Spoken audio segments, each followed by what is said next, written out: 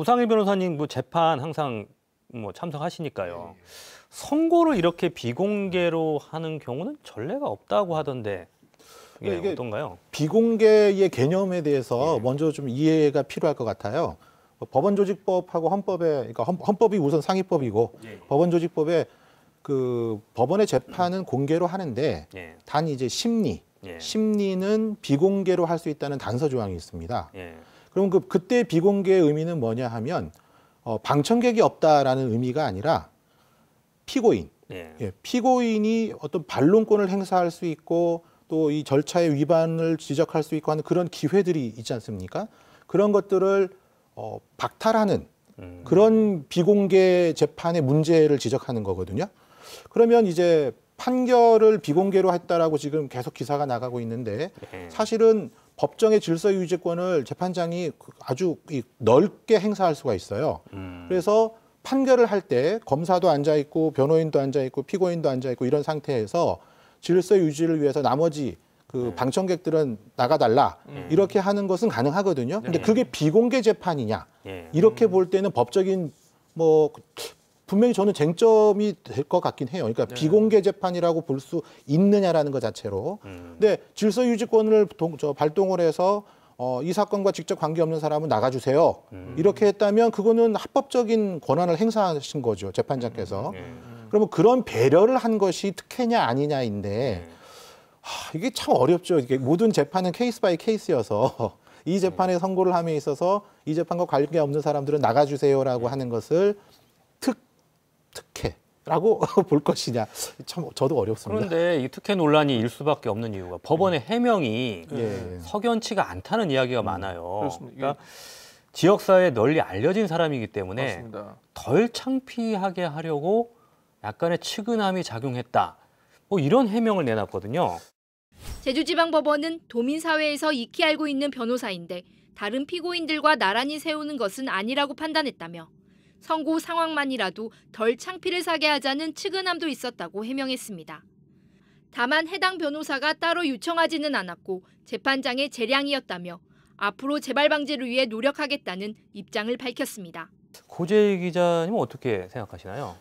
어떻게 보면 이게 이 법원의 해명을 보니까 이제 판사 개인 그분이 이제 직접적으로 해명을 하신 게 아니고 아마 공보 판사 통해 가지고 이렇게 언론에 인터뷰를 하신 것 같더라고요. 그래서 어쨌든 판사의 판사 그 개인분의 사적인 판단이 개입한 게 어쨌든 그 내용만 보면은 좀 확인이 된 것 같고 사실 특정 개인의 명예와 사회적 신분을 고려를 했다라는 걸 이렇게 뭐 이걸 얘기를 한 것 같은데 사실 이게 수긍이 되려면은 사실 우리가 유명인에 대한 재판들 뭐 예를 들어서 뭐 대통령 탄핵 심판 자체도 사실 이게 뭐 TV에서 생중계가 되고 그러지 않았습니까?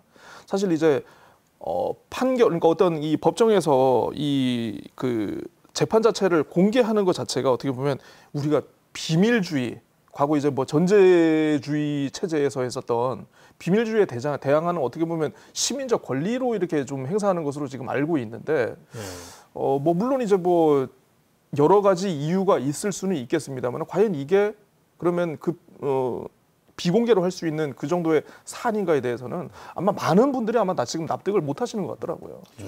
상식적으로 봐도. 법원에서도 앞으로 재발 그렇습니다. 하지 않도록 노력하겠다고 이야기한 걸 보면 법원에서도 좀 법원에서도 이번 결정에 부적절했다. 대해서는 좀 이렇게, 부적절했다고 판단을 하는 것 같긴 합니다만은.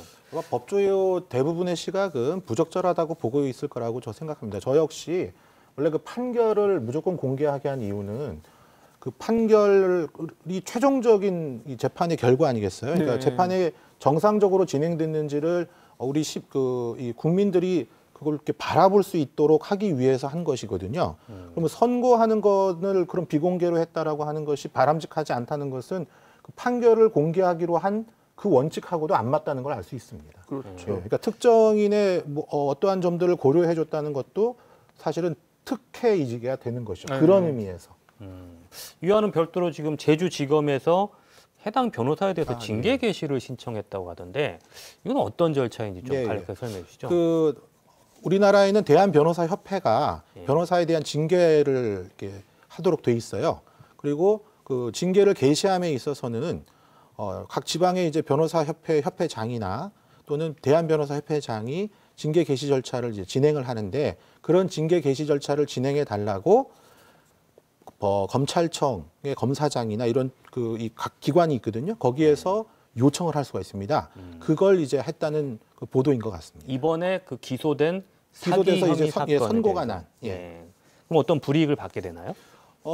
변호사의 징계는 5가지인가가 있을 거예요. 아마 영구제명, 뭐 제명, 그다음에 뭐 과징금인가 뭐 이렇게 돈 얼마 이상 내게 하는 벌금 형식으로 그렇게 하는 것이 쭉 있는데 그 중에 어떤 것이 될지는 이제 징계위원회 심리가 끝나고 나서 징계위원회 결정을 하는 것인데요. 지금 이 사안은 직무와 관계가 없는 것 같아요. 그러니까 개인적인 채권 채무 관계에서 그게 이제 사기 행위가 되느냐 이렇게 그 판단을 받은 것 같더라고요. 그래서 그런 걸로 보면 직무행위와 직접적인 관계가 없기 때문에 뭐 제명 처분까지는 가지 않지 않겠냐 이렇게 생각합니다.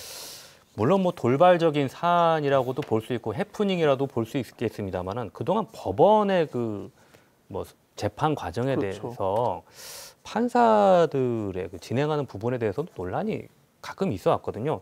이번 사건에 대해서 뭐 어떻게 보시는지 좀 법원에 대해서 다시 한번 우리 그 시민들이 약간 좀 부정적인 생각을 갖게 된 계기도 된 것 같은데 고재희 기자께서는 이번 사건에 대해서 어떻게 보시는지 정리해서 말씀해 주시죠. 의도는 어쨌든 뭐 시민들의 입장에서 봤을 때는 분명히 이거는 특혜한 부분으로 볼 수 있는 것이고 뭐 판사 개인분이 어쨌든 피고인의 뭐 여러 가지 상황을 배려했다고는 하지만 그에 과연 배려를 할 수 있는 그런 상황에 대해서는 좀 아마 좀 이해를 많이 못 하시는 것 같습니다. 어쨌든 이 관련해 가지고 좀 뭔가 법원 차원에서 재발 방지 대책이라든가 이런 것들이 좀 마련되어야 할 것이고요. 앞으로는 좀 이런 일이 좀 발생하지 않도록 법원 내부에서 좀 자성을 좀 추구하는 좀 계기가 됐으면 좋겠습니다.